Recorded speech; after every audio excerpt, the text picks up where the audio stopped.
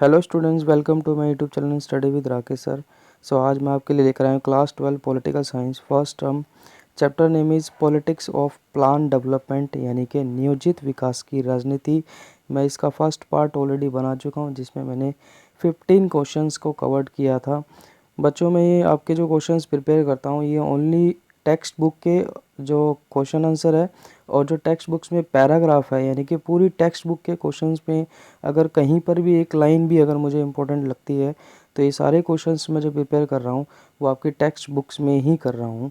कई चैनल पे मैंने ऐसा देखा है कि जो वीडियो बना रहे हैं तो कई सारे एमसीक्यूज़ जो आपके टेक्स्ट बुक में भी नहीं है या फिर टेक्स्ट बुक्स में अगर है भी तो वो उनको कवर नहीं कर रहे हैं पैराग्राफ वाइज। ठीक है। मैं इस पे ये आपकी वेटेज 4 मार्क्स की है और मैं इस पे सेकंड वीडियो बना रहा हूँ। मैंने इसमें सारे आपके पैराग्राफ वाइज जो क्वेश्चंस है वो कवर्ड किए हैं। Let's start the video. Video को स्टार्ट करने से पहले 12th क्लास के स्टूडेंट्स को फॉरवर्ड करना ना भूले, और अगर आप चैनल पे नए हैं तो चैनल को सब्सक्राइब करना ना भूले। Let's start the video. Question number 15 में ऑलरेडी बना चुका हूँ। Why JC Kumarappa supported the plan of industrialization of rural areas. Option number first, for the ground level of development. Question आपका ये है, क्यों JC कुमारप्पा ने ग्रामीण क्षेत्रों के औद्योगिकरण की योजना का समर्थन किया था। ठीक है। पहला है ज़मीनी स्तर के विकास के लिए, दूसरा है इंग्लिश में टू हेल्प द पुअर, यानी कि गरीबों की मदद के लिए। Third, to escape the vicious circle of poverty, यानी कि गरीबों के दुष्चक्र से बचने के लिए, गरीबी के। And fourth is to boost up the economy, यानी कि अर्थव्यवस्था को बढ़ावा देने के लिए। ठीक है। तो बच्चों JC कुमारप्पा जो होते हैं वो बेसिकली, अब इस पे आंसर को टिक करते हैं, वो आंसर जो होगा आपका ऑप्शन नंबर थर्ड होगा, यानी कि गरीबी के दुष्चक्र से बचने के लिए, यानी कि to escape the vicious circle of poverty. देखिए बच्चों, जो ये कुमारप्पा है ना, ये पूरे के पूरे प्रैक्टिशनर है, यानी कि किसके विचारों पे चलने वाले हैं, गांधी जी के। और गांधी जी भी हमेशा क्या बोलते थे कि अगर आपको सच में किसी देश का विकास करना है या डेवलपमेंट करना है ना, तो उस देश की जो ग्रामीण जनता है, यानी कि जो विलेजेस में, रूरल एरिया में जो रह रही है ना, उनका सबसे पहले आपको विकास करना पड़ेगा। तो ये उन्हीं के ही सिद्धांतों पे चलने वाले थे, उन्हीं के प्रिंसिपल चलने वाले थे। तो इनकी जो जब सेकंड जो 5 ईयर प्लान होंगे ना, उसमें जब सारा जो ध्यान होगा वो इंडस्ट्रियलाइजेशन पे लगा देंगे। ठीक है। यानी कि सारा मतलब एग्रीकल्चर को थोड़ा कम ध्यान दिया जाएगा। ठीक है। तो ये थर्ड वाली जो 5 ईयर्स प्लान्स होंगे उसमें ये क्या करते हैं, बहुत ज़ोर से आवाज़ उठाते हैं। वो ये कहते हैं कि सेकंड 5 ईयर प्लान्स के अंदर जो रूरल एरियाज़ के डेवलपमेंट को पूरी तरह से क्या किया है, नेगलेक्ट किया गया है, जो कि गलत है। ठीक है। तो ये ऑप्शन नंबर 3 क्या होगा बच्चों, करेक्ट आंसर होगा। Question number 17, which one of the following was not part of the early phase of India's development policies, यानी कि क्वेश्चन आपका है, निम्नलिखित में से कौन भारत की विकास नीतियों के प्रारंभिक चरण का हिस्सा नहीं था। यानी कि आपका क्वेश्चन ये है कि जब इंडिया ने अपना डेवलपमेंट स्टार्ट किया तो उस टाइम पे उन्होंने कौन कौन से इनिशिएट को सबसे पहले प्रायोरिटीज़ दी। ठीक है। तो पहला है जैसे फर्स्ट प्लानिंग है, तो प्लानिंग कमीशन जैसे बनाना है ना, नीति योजना आयोग बनाना, प्लानिंग तो बिल्कुल ठीक ही थी, यानी कि ऑप्शन 1 तो ठीक है। ऑप्शन नंबर 2 है सेल्फ सफिशिएंसी, यानी कि आत्मनिर्भरता। और हमारी जो डेवलपमेंट के जो पॉलिसीज़ बना रहे थे हम उस पर सेल्फ सफिशिएंसी यानी कि आत्मनिर्भर भी थे। ठीक है। मतलब हम ये किसी से पूछ कर नहीं बना रहे थे, अमेरिका या बाद में अमेरिका में हेल्प करेगा, वो बात अलग है। थर्ड है निजीकरण। ठीक है, प्राइवेटाइजेशन, यानी कि जब हम अपनी डेवलपमेंट को लेकर पॉलिसीज़ बना रहे हैं तो क्या हम उसमें निजीकरण भी हमने उसको स्टार्ट मतलब प्रायोरिटी दी थी या नहीं दी थी। तो ऑप्शन नंबर 3 क्या होगा बच्चों, गलत होगा, निजीकरण। यानी कि हमने बिल्कुल भी स्टार्टिंग में पहले ही मना कर दिया था कि हम कैपिटलिज्म के प्रिंसिपल्स पे नहीं चलेंगे, उनको फॉलो नहीं करेंगे। ठीक है। यानी कि प्राइवेटाइजेशन नहीं करेंगे, क्योंकि इंडिया की तो इतनी सारी जनता है वैसे ही भूखमरी से मर रही है ना, फूड सिक्योरिटी नहीं है, लोगों को खाद्य संकट से कौन बचाएगा, सरकार ही बचाएगी। तो फोर्थ है सामाजिक और आर्थिक न्याय, यानी कि सोशल एंड इकोनॉमिकल जस्टिस। तो ऑप्शन नंबर 1, 2 और 4 जो है वो तो करेक्ट है। ये जो प्राइवेटाइजेशन है, इंडिया की जो डेवलपमेंट की पॉलिसीज़ होती है स्टार्टिंग में, उसका पार्ट नहीं होता। ऑप्शन नंबर थर्ड क्या होगा बच्चों, करेक्ट आंसर होगा। Question number 18, act that does act as a think tank of the union government, यानी कि केंद्र सरकार के थिंक टैंक के रूप में कार्य करता है। नीति आयोग, दूसरा योजना आयोग, तीसरा है election commission of India, third is ministry of external affairs. आपको ये बताना है कि क्या बोलती है जो थिंक टैंक जो है ना, यहाँ पे जो वर्ड यूज हुआ है थिंक टैंक का मतलब ये है, अब देखिए थिंक का मतलब होता है सोचना, यानी कि जो सबसे ज़्यादा सोचता है, ध्यान मतलब विचार विमर्श करता है, ठीक है, यूनियन गवर्नमेंट के लिए, ठीक है, यानी कि यूनियन गवर्नमेंट के लिए, यानी कि देश के अंदर डेवलपमेंट करने के लिए, इनके पॉलिसीज़ बनाने के लिए, है ना, ड्राफ्टिंग करने के लिए। तो ऑप्शन नंबर फर्स्ट क्या होगा बच्चों, करेक्ट होगा। नीति आयोग क्या करता है, इन सब चीज़ों का ध्यान रखता है। Question number 19, the principle of land reforms failed across the country. देखिए लैंड रिफॉर्म्स किए जाएंगे, भूमि सुधार किए जाएंगे, उसके पीछे रीज़न क्या था, वो फेल हो जाते हैं। फेल क्यों होते हैं, फर्स्ट ऑप्शन है due to the government policies, option यानी कि हिंदी में सरकार की नीतियों के कारण। तो ऐसा तो नहीं होता भाई, सरकार की नीति तो अच्छी थी, वो तो चाह रहे थे कि भैया लैंड रिफॉर्म्स में जैसे लैंडलॉर्ड की जो सिस्टम है उसको ख़त्म किया जाए, है ना। Due to recession all over the country, यानी कि पूरे देश में मंदी के कारण। तो उस समय पे ऐसा भी नहीं था कि पूरी इतनी मंदी थी, ठीक है। तो ऑप्शन नंबर 2 भी नहीं होगा। Option number 3, because nobody was capable of buying the land, क्योंकि कोई भी ज़मीन खरीदने में सक्षम नहीं था। ये तो बिल्कुल गलत बात है ना। बहुत सारे ऐसे कई हमारे यहाँ पे लैंडलॉर्ड्स थे, है ना, और बिजनेसमैन थे जो कि ज़मीन को खरीद सकते थे। ऑप्शन नंबर 4, समाज में राजनीतिक प्रभाव और भ्रष्टाचार के कारण, यानी कि ऑप्शन नंबर 4 ही बच्चों क्या है, करेक्ट आंसर है। यानी कि सोसाइटी के अंदर क्या हो रहा था, देखो बच्चों, पॉलिटिकल इन्फ्लुएंसेस हो रहा था। इन्फ्लुएंसेस का मतलब होता है अपना हस्तक्षेप करना, इंटरफेयर करना, ठीक है। तो सरकार क्या कर रही थी ना, स्टार्टिंग में भी है ना, सरकार है ना कुछ लोगों के समर्थन में ही चल रही थी।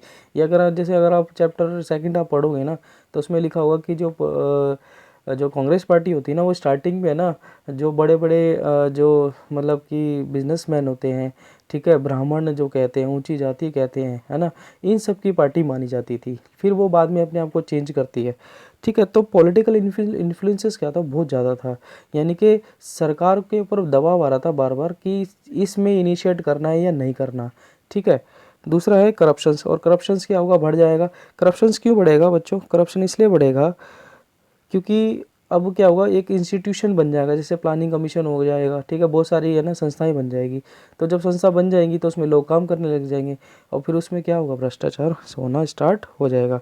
तो इसमें जो ऑप्शन नंबर जो आपका है 2, यानी कि जो आंसर में है वो क्या होगा, करेक्ट आंसर होगा। यानी कि ऑप्शन नंबर जो ये 2 आंसर नंबर 2 है, ओनली 4 क्या होगा आपका करेक्ट आंसर होगा, ठीक है। कि इसी की वजह से क्या हो रहा था, करप्शंस और पॉलिटिकल इंटरफेयर की वजह से लैंड रिफॉर्म जो थे, यानी कि जो भूमि सुधार थे ना बच्चों, जो सरकार भूमि सुधार करना चाहती थी वो नहीं कर पा रही थी।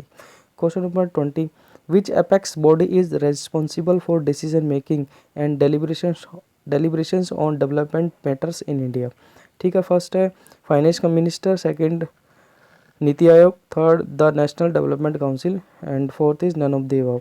यानी कि भारत में विकास के मामलों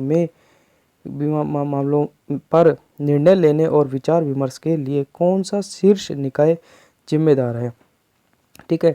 तो इसमें ऑप्शन नंबर 3 क्या होगा बच्चों, करेक्ट होगा। यहाँ पे हमें नीति आयोग नहीं करना है, ठीक है। नीति आयोग का भी अपना काम यही होता है, लेकिन अगर हमारे क्या बोलते दीजिए देश के अंदर डेवलपमेंट को लेकर अगर कोई डिस्कशन हो रहा है, ठीक है, या फिर कोई विचार विमर्श चल रहा है, ठीक है, तो डिसीजन अगर कोई हो रहा है, विचार विमर्श अगर कोई चल रहा है, तो वो कौन लेगा, द नेशनल डेवलपमेंट काउंसिल लेगी, ठीक है। Move to the next question 21, assertion. आपको पता है कि बच्चों एजर्शन वाले भी क्वेश्चन आपके आने वाले हैं, तो ये एजर्शन ही का ही क्वेश्चन है कि एजर्शन आपका ये है, the example of Odisha shows us that it is not enough to say that everyone wants development। देखिए जब स्टार्टिंग में मैंने पहला क्वेश्चन ही बनाया था शायद कि उड़ीसा के अंदर जो होगा भुवनेश्वर होगा ना, जगत सिंहपुर, वहाँ पे क्या हो रहा होगा, एक कोरिया की कंपनी होगी, उसके अगेंस्ट में क्या हो रहा होगा, उनकी धरती मतलब जो उनका जो दफ्तर होगा, ऑफिस होगा, उसके सामने दफ्तर पे लोग धरने पर बैठ जाएंगे। ठीक है, क्यों बैठ जाएंगे? क्योंकि गवर्नमेंट क्या कर रखी है, गवर्नमेंट ने उनके साथ एक कॉन्ट्रैक्ट साइन किया है, ठीक है, उसको एरिया को लेकर। ठीक है, तो वहाँ की जनता नहीं चाहती। तो ये ऑप्शन एडरसन में ये बता रहा है कि the example of Odisha shows that is not enough to say that everyone wants to develop. सही बात है कि सब नहीं चाहते ना कि डेवलपमेंट हो। जैसे हम हिंदी में इसमें पढ़ेंगे, ओडिशा का उदाहरण हमें दिखाता है कि यह कहना पर्याप्त नहीं है कि हर कोई विकास चाहता है। सही बात है भाई। मान लीजिए जो आदिवासी क्षेत्र में जो रह रहे हैं, ठीक है, ग्रामीण क्षेत्रों में जो रह रहे हैं भाई, उनको उनकी जो लिवलीहुड है, उनकी जो आजीविका है, जो उनका काम धंधा है, जो उनके ट्रेडिशंस है, जो उनके परंपराएं हैं, ठीक है, विश्वास है, वो सब उन्हीं से तो जुड़े हुए हैं। अगर आप उनको वहाँ से हटा दोगे तो भैया वो उस विकास का करेंगे क्या? आप अपने सर पे थोड़ी मारेंगे। ठीक है, तो एजर्सन तो एकदम ठीक है। ठीक है, और रीज़न अगर हम पढ़ेंगे, फॉर डेवलपमेंट हैज़ सेम और similar meanings for different section of people. अब ये कह रहा है कि सभी लोगों के लिए, चाहे वो किसी भी वर्ग का व्यक्ति हो, विकास जो होता है सभी के लिए इक्वल होता है। ठीक है, अब ये ऊपर वाली बात तो से तो अलग हो गई। ऊपर वाली में कह रहा है कि भाई सब नहीं चाहते विकास होना, और ये कह रहा है कि सभी चाहते हैं। एक जैसा विकास का मतलब होता तो एक जैसा मतलब नहीं होता। यानी कि हमारा यहाँ पे एक्सप्लेनेशन तो हो ही नहीं रही। यानी कि हमारे ऑप्शन नंबर 1 तो होगा ही नहीं, ना तो अभिकथन की व्याख्या कर रहा है, ना कि और ना ही उसकी व्याख्या करता है। ठीक है, तो हमारा ऑप्शन नंबर 3 या 4 में से आंसर होगा। तो होगा क्या, हमारा एजर्शन तो ठीक है, लेकिन हमारा क्या गलत है, रीज़न गलत है। तो हमारा ऑप्शन नंबर 4 देखेंगे बच्चों, assertion is true but reason is false. तो ऑप्शन नंबर 4 क्या होगा बच्चों, करेक्ट आंसर होगा। Okay, move to the next question. Which of this statements about the Bombay plan is incorrect. ये आपका टेक्स्ट बुक का क्वेश्चन है बच्चों, कि बॉम्बे प्लान के बाद, बॉम्बे जो प्लान था 1944 में जो होता है, कुछ ग्रुप ऑफ बिजनेसमैन होते हैं जो इनिशिएटेड लेने के लिए कहते हैं गवर्नमेंट को, उसके बारे में आपको क्या बताना है। एक आपको इन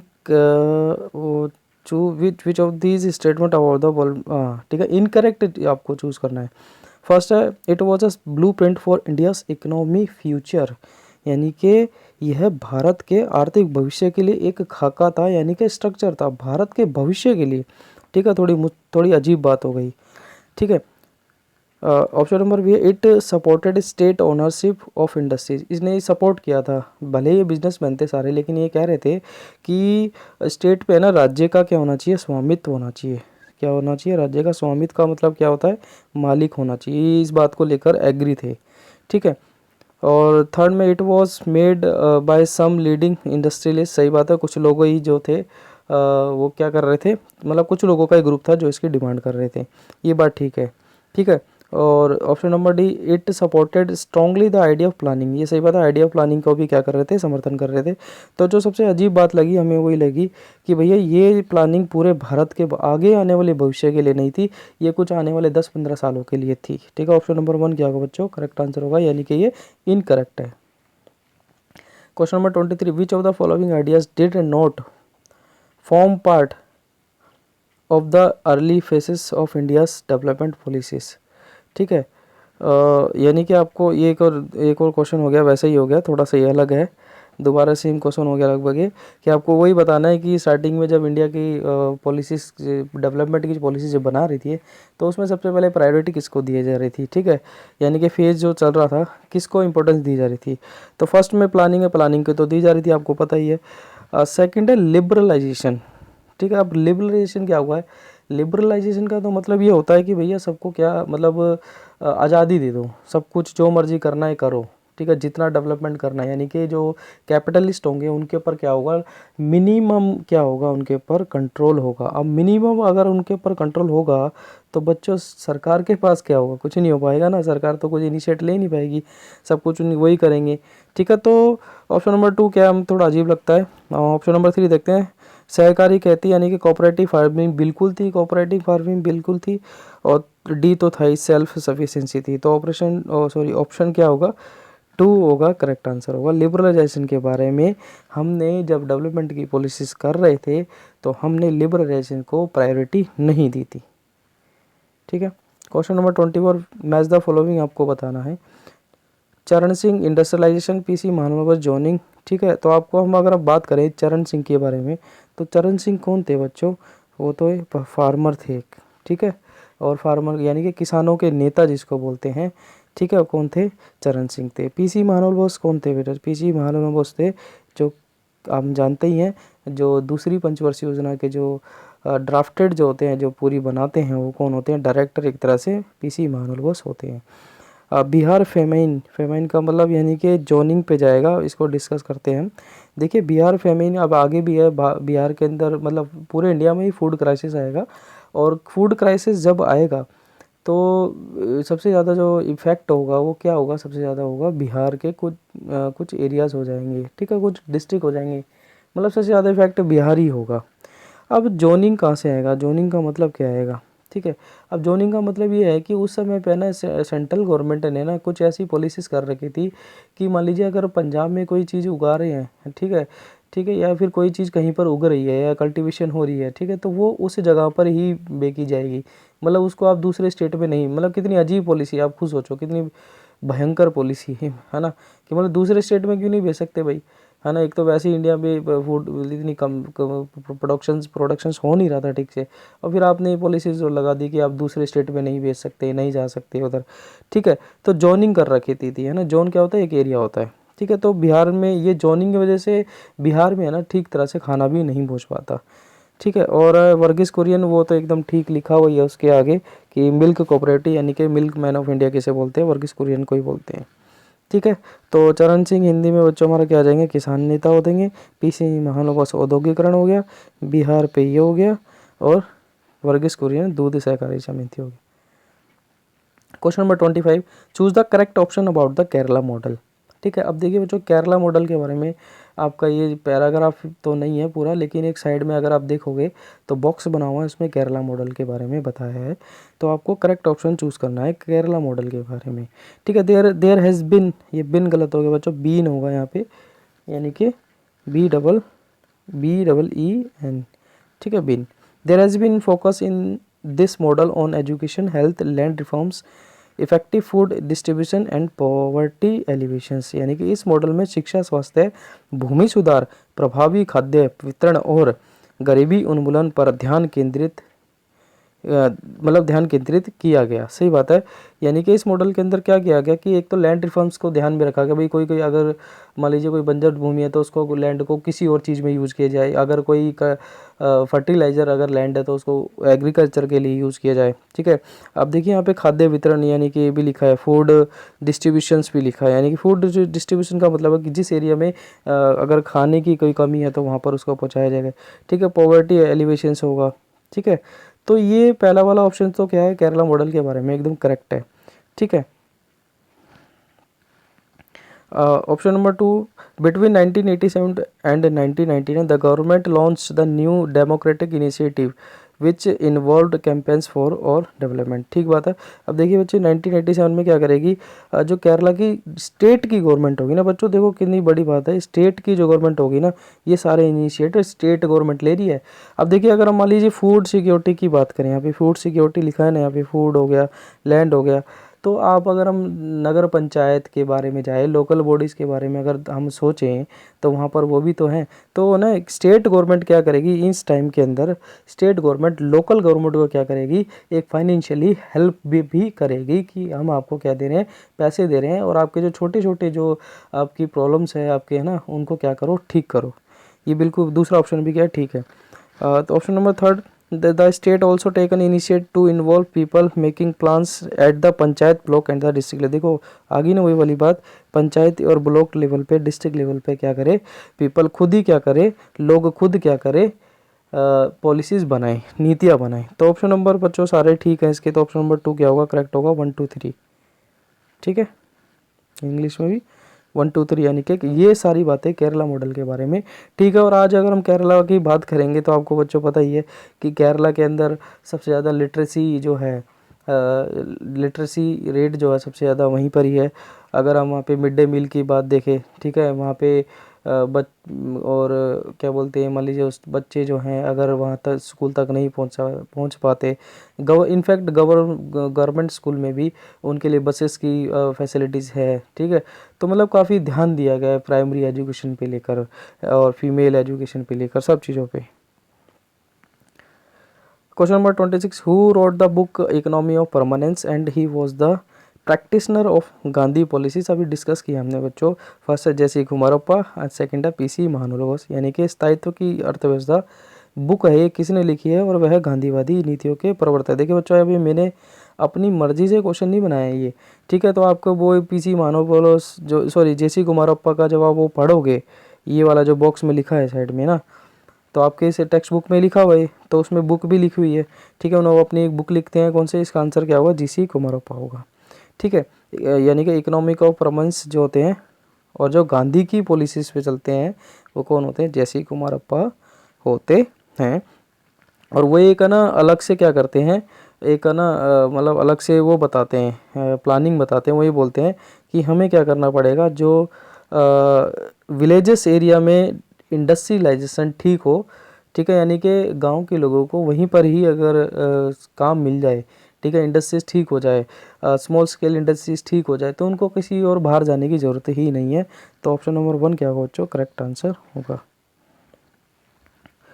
question number 26, who forcefully articulated the case for keeping agriculture at the centre of the planning for India. यानी कि ऑप्शन नंबर फर्स्ट है चौधरी चरण सिंह, पीसी महानुभावोस। यानी कि जिसने भारत के लिए योजना के केंद्र में कृषि को रखने के मामले को बलपूर्वक मुखरित किया। यानी कि ये कौन व्यक्ति है जो आपकी फोटो में दिख रहे हैं यहाँ पे, जिन्होंने ना मतलब प्लानिंग के अंदर, अगर आप कोई भी प्लानिंग में कर रहे हैं तो उसको आपको एग्रीकल्चर को सेंटर में रखना ही पड़ेगा। ये कौन कहते हैं, चौधरी चरण सिंह जी कहते हैं, ठीक है। इनकी फ़ोटो भी आपको यहाँ दिख रही होगी, चौधरी चरण सिंह जी, जो क्या होते हैं, किसान होते हैं और किसान नेता भी होते हैं। चलिए question number 28, choose the correct option about that were major outcomes of first 3 5 year plans. ठीक है, आपको ये बताना है कि जो फर्स्ट यानी कि पहली, दूसरी और तीसरी पंचवर्षीय योजना के बाद इंडिया में क्या क्या उसके रिजल्ट हुए, क्या क्या इंडिया को मिला, ठीक है, उसकी बुनियादी क्या क्या थी। ये टॉपिक है आपका पूरा बच्चों, ठीक है। उन टॉपिक में से मैंने एक एक लाइन को यहाँ पे लिखा है ताकि आपका पूरा सिलेबस क्या हो, पूरा पैराग्राफ कवर हो जाए, कोई लाइन छूटे ना। तो जो आपके फर्स्ट यानी कि पहली 3 पंचवर्षीय योजना जो थी, फर्स्ट 3 जो 5 ईयर प्लान्स थे, उसके आउटकम्स क्या थे। आपका एक टॉपिक है आउटकम्स, है ना। फर्स्ट है mega dams like Bhakra Nangal and Hirakud और for irrigation and power generation. सही बात है। पहले क्या बनते हैं, भाखड़ा सिंचाई के लिए यानी कि इरिगेशंस और इलेक्ट्रिसिटी प्रोडक्शंस के लिए क्या है, भाखड़ा नांगल जो कि हिमाचल प्रदेश में है, और हीराकुंड, ये क्या करते हैं, डैम्स का निर्माण होता है। सही बात है। अब देखिए बच्चों, अब सबसे पहला काम ही हमारा क्या है, डेवलपमेंट किसका करना है। फर्स्ट 5 ईयर प्लान में हमारा किसके ऊपर फोकस था, एग्रीकल्चर के ऊपर। अब एग्रीकल्चर के ऊपर फोकस है तो बच्चों सबसे पहले क्या चाहिए, यानी कि वाटर चाहिए, पानी चाहिए, इरिगेशंस कैसे होगा, सिंचाई कैसे होगी, गाँवों में बिजली कैसे जाएगी। तो इन्होंने सबसे पहले क्या किया, डैम्स बनाए, ठीक है। ऑप्शन नंबर 2 है some of the heavy industries in the public sector, steel plant, oil refineries, manufacturing unit, defence production, CTC, it was the started during the period. ठीक है, ये बता रहा है कि इसी टाइम पे थे ना जो कुछ इंडस्ट्रीज थी, चाहे हम उसकी स्टील की बात करें, ठीक है, इस्पात संयंत्र की बात करें, रिफाइनरीज की बात करें, ठीक है, रक्षा उत्पादन की बात करें। रक्षा उत्पादन मतलब कि आर्मी के जो टूल्स होते हैं वो बनाएंगे, ठीक है। ये सब ही हम इसी फर्स्ट जो 3 5 ईयर प्लान थे उसमें स्टार्ट हो चुका था। Option number 3, infrastructure for transport and communication was improved substantially. यानी कि इन्हीं 3 पंचवर्षीय योजना में क्या किया था, ट्रांसफॉर्मर यानी कि परिवहन को लेकर, यानी कि ट्रांसपोर्टेशंस को लेकर भी काफ़ी क्या हुआ था, सुधार हुआ था। तो ये तीनों ही ऑप्शन क्या है बच्चों, करेक्ट है किसको, फर्स्ट हमारे 5 ईयर प्लान्स को लेकर तीनों बातें ठीक है। Question number 29, choose the correct option about the land reforms. ठीक है, अभी ये क्वेश्चन हमने लैंड रिफॉर्म्स का भी किया था कि वो फेल क्यों होते हैं, क्योंकि क्या होता है लैंड रिफॉर्म्स में क्यों फेल होते हैं, क्योंकि है ना बहुत ज़्यादा पॉलिटिकल इन्फ्लुएंसेस होता है, यानी कि बहुत ज़्यादा हस्तक्षेप होता है और भ्रष्टाचार होता है। अब आपको ये बताना कि करेक्ट ऑप्शन चूज़ करना है अबाउट द लैंड रिफॉर्म्स होते हैं। तो फर्स्ट है most significant and successful of these was the abolition of the colonial system of zamindari. सबसे बड़ी बात तो यही है कि भैया लैंड रिफॉर्म जब हुई ना, ये उसका पॉजिटिव पॉइंट है कि जमींदारी व्यवस्था जो होती है वो क्या हो जाती है, उन्मूलन हो जाती है, यानी कि ख़त्म हो जाती है। अब जमींदार क्या होते हैं, बड़ी बड़ी ज़मीन अपने अंडर में रखते हैं, ठीक है, वो क्या हो जाती है, ख़त्म हो जाती है। तो ऑप्शन नंबर 2 ये बात पहली बात ठीक है। It also reduce the capacity of the landlords to dominate policies. अब देखिए जिसके पास ज़्यादा ज़मीन होगी वही क्या करेगा, उस जगह में अपनी दादागिरी दिखाएगा, ठीक है, तो वो पॉलिटिक्स में भी क्या करेगा, इंटरफेयर करेगा। तो जब ये लैंड रिफॉर्म्स में होता तो जो लैंडलॉर्ड्स जो थे, जमींदार जो थे, उनकी भी जो दादागिरी चलती थी कम किया, ठीक है, ये बात भी ठीक है। Attempts at a consolidations of the land, bringing small pieces of the land together in one place so that the farm size could become valuable for agriculture। यानी कि इसी लैंड रिफॉर्म्स में इसकी एक ये भी कैरेक्टरिस्टिक्स था कि छोटे छोटे लैंड को क्या किया जाता था, एक बड़े रूप में, बड़े लैंड में बड़ी जगह बनाकर, ताकि उस पर एक कमर्शियल एक्टिविटी की जा सके। ये पी ऑप्शन नंबर 3 भी क्या करेक्ट है। लैंड रिफॉर्म्स के सारे ये लगभग क्या है बच्चों, कैरेक्टरिस्टिक्स हैं, ठीक है, और ये बेनिफिट मेरिट्स हैं सारे। Option number 4 the tenant who worked on someone else the land where were given greater legal security against the evictions but this provisions was rarely implemented. एक ये भी हुआ कि है ना, जो काश्तकार कौन होते हैं बच्चों, यहाँ पे हिंदी में काश्तकार लिखा है, किसान ही होते हैं। मान लीजिए किसान कोई किसी दूसरे की ज़मीन पे काम कर रहा है, तो उसके साथ कोई भी अगर मान लीजिए कोई गलत होता है, उसको उसकी उसकी सैलरी नहीं मिलती है, बेजेस नहीं मिलते, तो क्या होगा, उसके लिए भी क्या बनाए थे, रूल्स बनाए थे। लेकिन हालांकि ये क्या होता, बहुत जगह कम ही क्या हुआ था, इम्प्लीमेंटेड हुआ था, ठीक है। तो ये ऑप्शन नंबर सारे क्या हैं बच्चों, लैंड रिफॉर्म्स के लेकर करेक्ट है, यानी कि अब इसमें ऑप्शन नहीं दिया मैंने, तो चारों ही क्या है, करेक्ट है। लैंड रिफॉर्म्स के क्या हैं, ये भूमि सुधार के मेरिट्स हैं। Question number 13 fill in the blanks. The agriculture situation went from bad to worse in the 1950s और 1960s। यानी कि कृषि की स्थिति बद से बदतर होती चलेगी कब, 1950 में, 1960 में। तो ये आंसर क्या है बच्चों, ऑप्शन नंबर 2 1960 में कृषि की, एग्रीकल्चर की जो सिचुएशन होती है वो बहुत ज़्यादा क्या हो जाती है, ख़राब हो जाती है। Question number 31 what were the reasons that led to the food crisis in India. यानी कि इंडिया जो फूड क्राइसिस होता है उसके पीछे रीजंस क्या थे, ठीक है। ऑप्शन नंबर फर्स्ट है बच्चों देखो ये सारे पैराग्राफ में से ही मैंने आपके क्वेश्चन बनाए हैं, ठीक है। ऑप्शन नंबर फर्स्ट है between 1965 and 1967 severe droughts occurred in many parts of country. यानी कि इंडिया के कई सारे पार्ट में क्या हो जाता है, सूखा पड़ जाता है, ठीक है। This was also the period when the country face 2 Wars. यानी कि देखिए 2 नहीं है यहाँ पे, मैंने ठीक किया था, पता नहीं कैसे हो गया ये 2, यानी कि 2 वार क्या होते हैं हमारे साथ, वॉर हो जाते हैं। कौन कौन से, एक तो 1962 का चाइना के साथ और 1965 का पाकिस्तान के साथ। ये बात भी ठीक है, इन्हीं की वजह से 2 कारण तो ठीक है, इनकी वजह से क्या होता है, फूड क्राइसिस आता है 1960s में। Option number 3 India also faced foreign exchange crisis all the resulted in the severe food shortage and famine like condition in many parts of the country। यानी कि हमारे पास फॉरेन एक्सचेंज भी क्या हो जाएगा उस टाइम में भी कम हो जाएगा, और जिसकी वजह से क्या होगा, और भी अकाल पड़ेगा।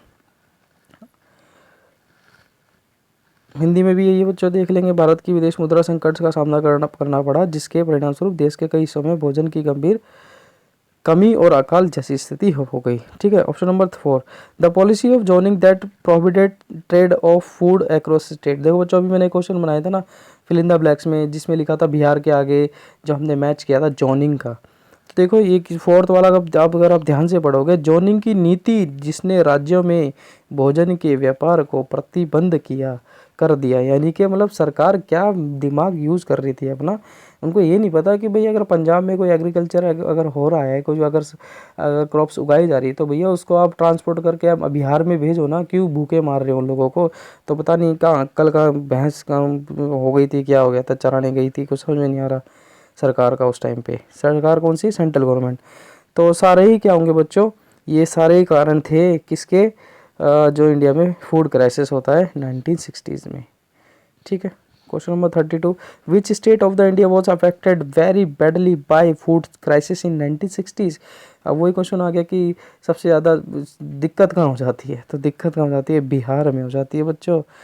ठीक है, ये देखो आप, ये भी टेक्स्ट बुक का ही आपका ध्यान से देखेंगे, बिहार के 9 डिस्ट्रिक्ट्स हैं। ठीक है, फूड शॉर्टेज होती है, कैलोरीज 1200 पे आ जाती है। ठीक है, इतनी बुरी हालत हो जाती है। तो question number 33, who is responsible for green revolution in India. यानी कि आपको ये बताना है कि जो भारत में हरित क्रांति होती है उसके जिम्मेदार कौन है। ठीक है, तो कौन है, हमारे ऑप्शन नंबर 1 है MC Swaminathan and option number 2 PC महानलबोस। तो ऑप्शन नंबर आपको सी नाम दिख गया ही होगा। सो ऑप्शन नंबर फर्स्ट क्या होगा, करेक्ट होगा, यानी कि